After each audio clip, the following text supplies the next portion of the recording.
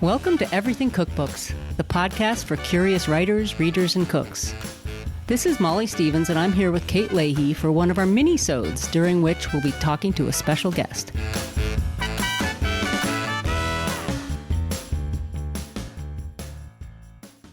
Hey, Kate, how are you today? I'm pretty good. I had a wonderful tuna sandwich for lunch, which is like the silliest thing you could get excited about. But, it was delicious, Sometimes a good lunch will just, brighten up your afternoon. But I'm actually more excited because I can't wait for this conversation we're about to have. I am so excited about this. I'm excited to introduce our guest, Dianne Jacob. Dianne is a writing coach and freelance editor. For the past 25 years, Dianne has helped writers from around the world with their books, articles, blogs, publicity campaigns, social media, and overall career strategies. I think Dianne may be best known for her book, Will Write for Food, and her blog of the same name. We're so happy she's taken the time to speak with us. Hi, Dianne. Hey, how are you doing? Good. Welcome to Everything Cookbooks. Thank you. Thanks for having me. In getting ready for this interview, I don't know that I have your most recent edition, but I went back and read one of the earlier editions, and I'm so inspired by, I was thinking, I've been writing about food for 25 years and still reading like the chapter about voice. I was like, I need to be reminded about some of this stuff. It's so true. Sometimes you just need the combination of a guide that inspires you, but also gives you a lot of practical tips. And it's something that you can kind of keep going back to. So I'm just delighted that we can have a conversation about, what it was like to write the fourth edition and also like where food writing's going. Sure. Yeah, I'd love to talk about that. Well, maybe we should go back and start with the first edition, which came out, I think, in 2005. Right. I did have that one. I did. It Will Write for Food. So it's a book for food writers. I mean, you talk about it in your introduction, but can you share with us a little bit by why you wrote this book? Well, I wrote it because I started teaching food writing at Book Passage, which is a bookstore in Northern California. They have a lot of writing programs there. I wanted to find reference books. I mean, I'd been a journalist. I'd been an editor. I knew a lot about writing, but I was looking for something specifically about food writing. I couldn't find anything. So I knew one agent, and she said, well, maybe you should write something then. So I did. Really? So you Wow. did. Yeah. And since then, you've revised it, or 4 editions, and the 4th edition just came out last summer, I believe. Yes, that's right. It was every 5 years, and then I had to skip a year because of COVID. My publisher just couldn't figure out what to do, and so it took longer. Well, it's interesting. I was scanning the subtitles because I think the first one is The Complete Guide to Writing Cookbooks, Restaurant Reviews, Articles, Memoir, Fiction, and More, which is a lot. And then you added blogs to it. Mm-hmm. And now it's Pursue Your Passion and Bring Home the Dough. Can you talk a little bit about the transition? Yeah. Okay. So in 2005, it was a very different landscape in those days. Most people thought that food writers were restaurant reviewers. I had been a restaurant reviewer, and so I had a big chapter on how to be a restaurant reviewer. It was a very prestigious, glamorous job with expense accounts, and everybody wanted to go to expensive restaurants for free and bring their dates or whatever. And blogging had just started. I knew the players, but you have to understand that we were still print-centric. We thought that print was the most prestigious place to be published. Newspapers, magazines were the ultimate place. And, I was a snobby print person, and, we just didn't know. There were these people who were writing journals online. Right. It wasn't about photography. We're like, what is this? These people are not professionals. A weblog, right? The Isn't that weblog. Oh, right. Or they'd have to code their own stuff. You'd have no HTML back then, maybe. Yeah. And they were unedited. Unedited, right. And also unknown people could still have a good idea for a cookbook and get published. So the landscape was very different from now. By unknown, you mean somebody without a platform. Without a platform, yes. Did we even say platform? People didn't say platform back then, right? No platform. I mean, I was teaching a class. I didn't have a platform. I mean, unless you consider the students who were in my class was my entire platform. I had 5 publishers interested in my book, and I was able to get published. I mean, that's not how it works now. So the book seems to have led to your career as a writing coach, or a writing coach led to the book? I was the only person to graduate from my journalism class and get a job as an editor. Everybody else got a job as a reporter. And so by the time I started teaching food writing, I'd been an editor for 20 years of newspapers and magazines. And my last job, I was the editor of an online book publishing company. So I was always used to working with writers. And then when I decided to become self-employed, suddenly, you're alone in your house and there's nobody there. There's no team. There was no nothing. I missed working with writers. So that's what I tried to figure out is, okay, how can I still work with people and have a career doing that, which is what I did before. I'm just not associated with any particular publication now. So how do you hang out a shingle as a writing coach? How do you work with writers? What is that relationship? We food writers are very good at reinvention, right? You have to be, I think, right? You have to be. So, I started out as a section editor at a newspaper, and then I was the editor of a restaurant magazine.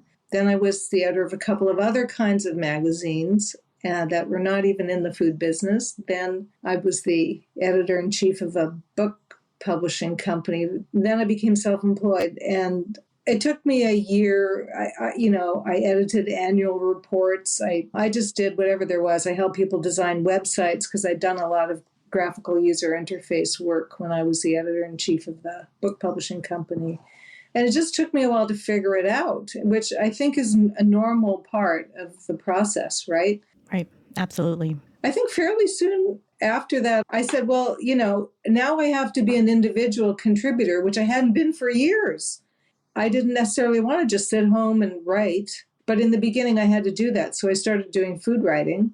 And then I thought, well, since I've already been a journalist, I already know. I know how to write feature articles. I know how to plan out a book. I know how to write for magazines. And that's all there was. It was all print. Right. So I could probably teach a class. It's just the subject matter is food. The thing that I had to learn was recipe writing. It sounds like to me that you've been training to be a writing coach throughout your entire career because you spent all those years working with writers. Exactly. On the editing side. So It wasn't like whether you put coach behind it or not, it wasn't like a career change to be a coach. It just is kind of a natural sort of evolution.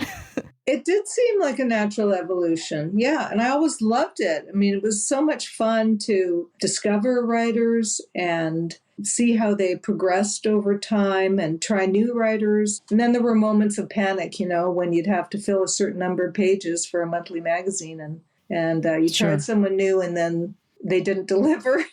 Yikes. Yeah. Right. Right. But yeah, it was a lot of fun. I wanted to actually ask you, Dianne, from the first edition of Will Write for Food to the most current one, is that something that you always had in mind that you wanted to keep revisiting? Or is it kind of like your publisher comes to you, is like, hey, it's been a couple years, this book's still selling well. What do you think? Should we go and do another edition? Was that something, tell me a little bit about how these editions kind of evolved. Oh, no. They did not come to me and say. They didn't. Oh, that's a good lesson, though. They never come to you, right? No. You have to come to them. No, they're not paying attention. Right. They're working on whatever. Editors are always overworked, right? So They always have a million things going on simultaneously and they're in the weeds. So yeah, every couple of years I'd say, this is getting out of date. And how could I have 2005, I didn't talk about blogging.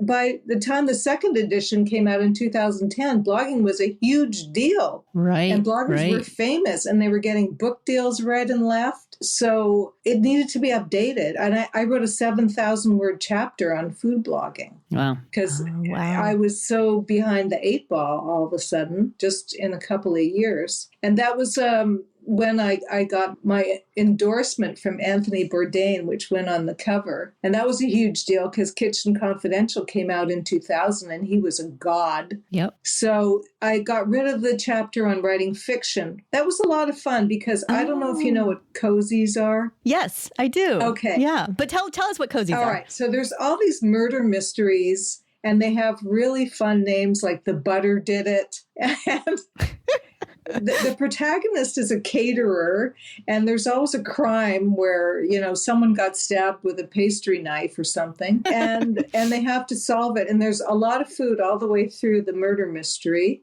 and there's recipes. Oh my gosh, Dianne, can you put a post up soon that has like a callback to that? Because I think cozies are still a really big deal. It's just that food writers don't focus on them. I think that's just phenomenal. I'll have to go back and revisit that. We'll have to put those in the show notes. Yeah. Well, so I interviewed Joanne Fluke, who's a huge star. I don't know, the Blueberry Muffin Murders. I can't remember all the names of her books, but but there was a chapter on writing fiction, and pretty much nobody wanted to write fiction. So I ended up getting rid of it, which was too bad. Phyllis Richman wrote The Butter Did It. Remember Phyllis Richman? She was a restaurant critic for the Washington Post. For Washington Post. Yes. So, I had a lot of fun writing that chapter, but it just didn't seem to be so relevant. And I was already, they told me to write 80,000 words. And for the first edition, I wrote 120,000 words in 4 months. And I interviewed 75 people. How did you do that in 4 months? Like how? I went to journalism school twice. That's the only answer I can give you. No kidding. That's a lot of interviews, transcribing, trying to make sense of it all, having the space to make sense of it all, and then just writing the heck out of, just writing your way out of it. As you read it, it's filled with interviews. Yes. But it was a bit of a problem for me because if you remember Maria Guarnaschelli. Oh, yes. Big fancy editor. She wanted the book, but she said to me, these books are written by experts in their field, and I don't understand why you're doing interviews. I said, because no one's ever heard of me. That's why. I would be a laughingstock if I wrote my own book on how to write about food. All I'd done was I'd been a freelance writer for, mostly Sunset and San Francisco Weekly. You reported it. You reported it in a way that an expert, a food writing expert, whatever that might mean, wouldn't report it. They would talk about their point of view from it. So I think it's better actually to have a reporter who's actually asking a lot of people. It kind of reminds me of what were those books that were written by Karen Page and Andrew Dorenberg. Yeah. They crowdsourced information. Becoming a chef. Yes. Becoming a chef. Yeah. And also it provides so many different perspectives. And I think that's one of the things you talk about, especially in the latest edition. There's so many different avenues to be a food writer. Right. Okay. So we were talking about the second edition. So I put in 7,000 words about writing a blog. But I wrote very little about social media because it wasn't a thing in 2010. Yeah. Right. And then Yelp had debuted in 2004. And suddenly there were hardly any jobs left to be a professional restaurant reviewer at newspapers and magazines because no one cared what their opinion was anymore.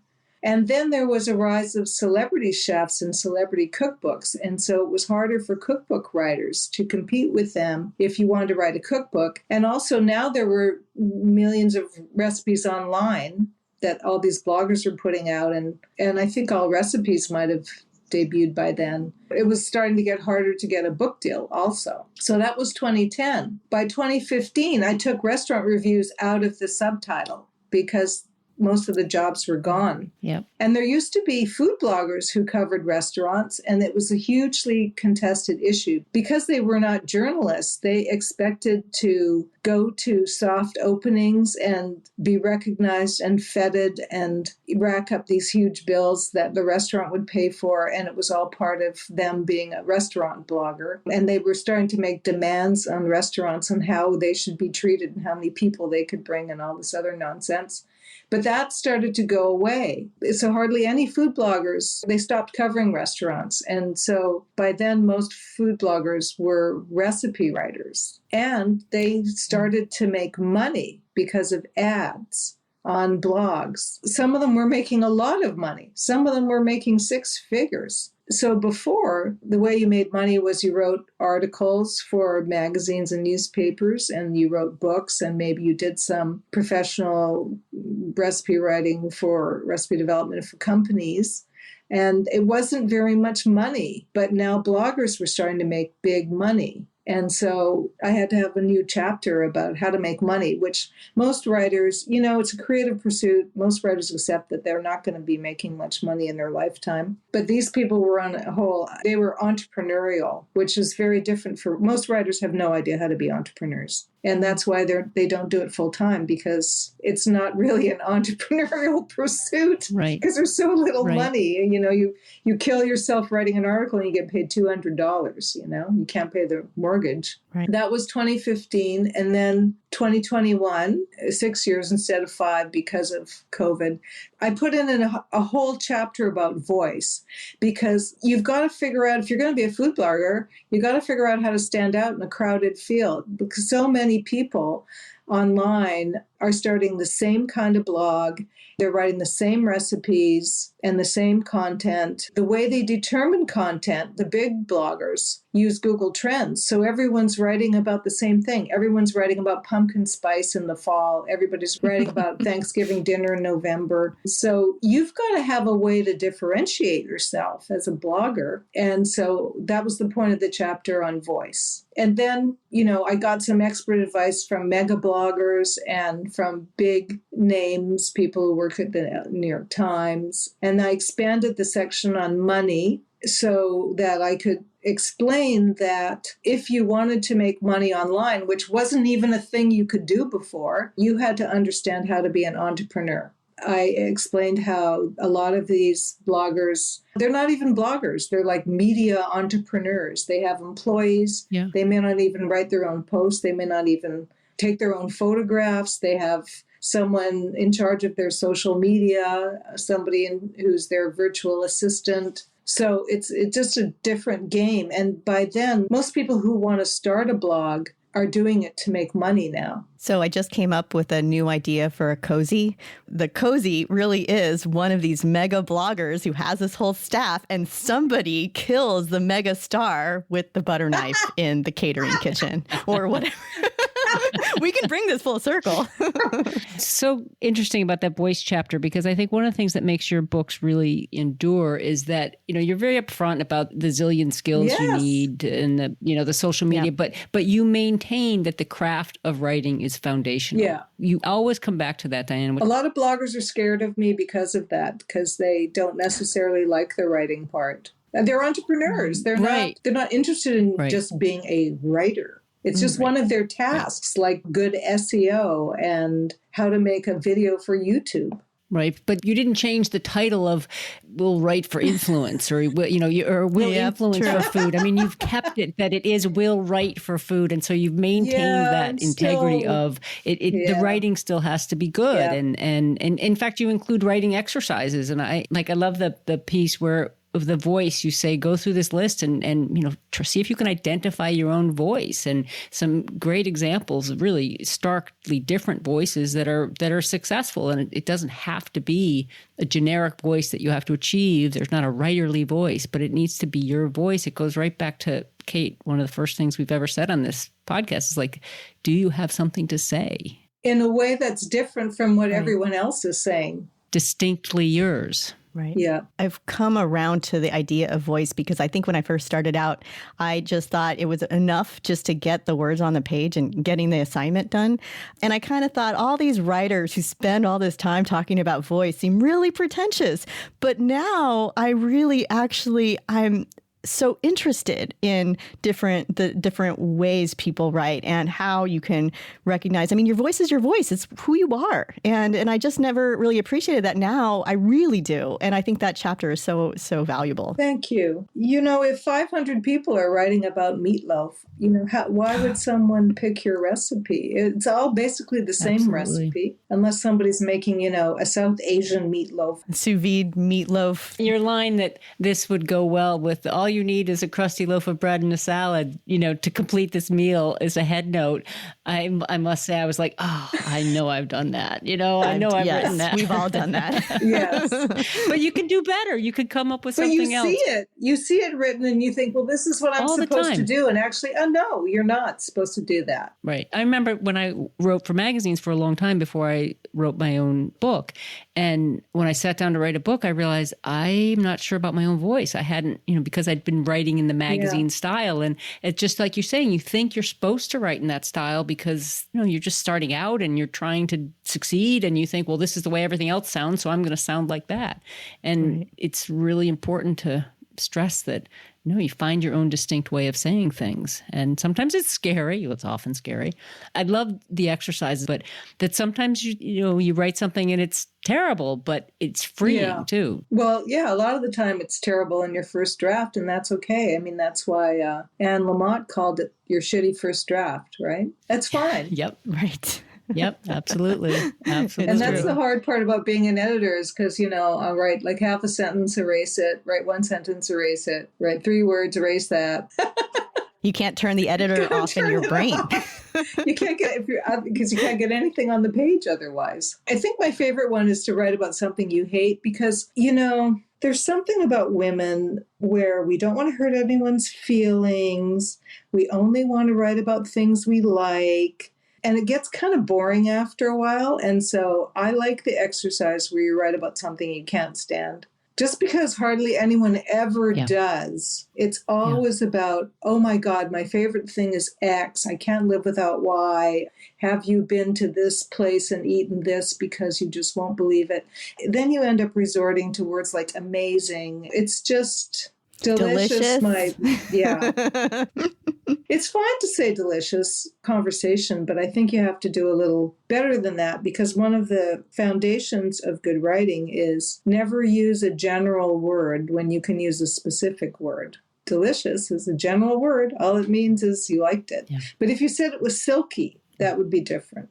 That's a great example, and a great takeaway. Thank you. Also, I wanted to say in 2021, self-publishing has gone crazy. Oh, I'm so glad you brought that up. And so I had to expand the section on self-publishing because so many people can't get a book deal these days because they don't have a big social media following, but they still want to publish a book. And there's lots of different ways to do that now. I mean, some people just want to publish a book for their family and friends. That's fine too. But these books are getting more and more professional, and there's more and more ways to do it now. That whole field is really blown up. We called it a vanity press, right? Yes. And it was really looked down upon in a way, or it was not considered serious. And now, like you said, some of the most exciting books out there are coming through self-publishing, self-packaging, and there's so much more available in terms of routes to get yourself published without going through a traditional publishing house. And if you can sell 3,000 copies, which is really hard to self-publish and sell 3,000 copies, but if you can, you'll make more money than traditionally published a lot of times, right? Someone who became a student of mine 15 years ago became a friend, and I've eaten at her table many times. She has a cookbook that just came out that has sold 3,000 copies, and she went through a different kind of system where people in publishing started a company where they will take your money and produce a professional book that has distribution. That's her book. It's called 52 Shabbats. It was reviewed in the New York Times.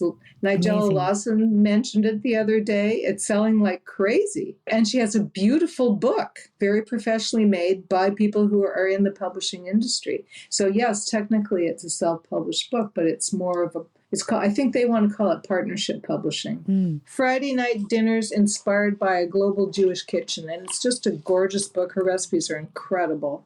Fantastic. Yeah. So the only other thing I want to say about 2021 is that I had to say a lot more about social media because it runs our lives now. And I have my Twitter account and my Instagram account and my 2 Facebook accounts. And now I started a paid newsletter and, Oh, so your next edition is going to have the paid newsletter chapter. Oh, yes. The Substack chapter. Yeah, it's all about if you want a book deal, if you want to work with brands, they want to know the size of your audience. That's what it's all about. Yeah. You're just kind of stuck with that. And people hate it. Every week someone contacts me and they tell me how they want to write a cookbook and get a cookbook deal. I check out their social media platform like, I'm sorry, but I don't think you're ready. Do people come to you and say, I wrote a proposal for a cookbook. Can you read it and assess if I have something? No. Because I usually end up shutting that down because book proposals have a 1% to 2% acceptance rate. And by the time someone's written their proposal, they think they're done. And I think they want me to just be like a copy editor and check the spelling or something. They're really not interested in somebody saying, okay, you have no credentials in this area, so you can't send this book out until you get 6 magazine articles published.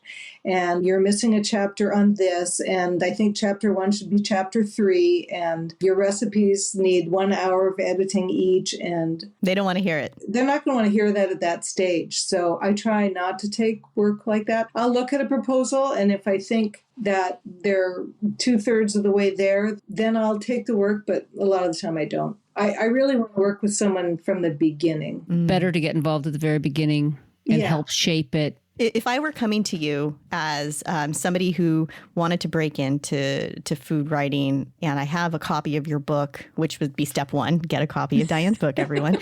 Step 2 would be, I want to work with you. I want you to be my coach. What should I say in that email? What are you looking for? Well, it depends what they want to do. Pretty much everybody comes through email, word of mouth, referral. So I have different plans depending on what they want. I mean, some people want to start a blog. So, that's pretty straightforward. Some people want to, either they are a freelance writer and they want better assignments, or they want to start writing for publications. So that's pretty straightforward too. Although I have to say it's the same rejection rate for publications as it is for cookbook proposals.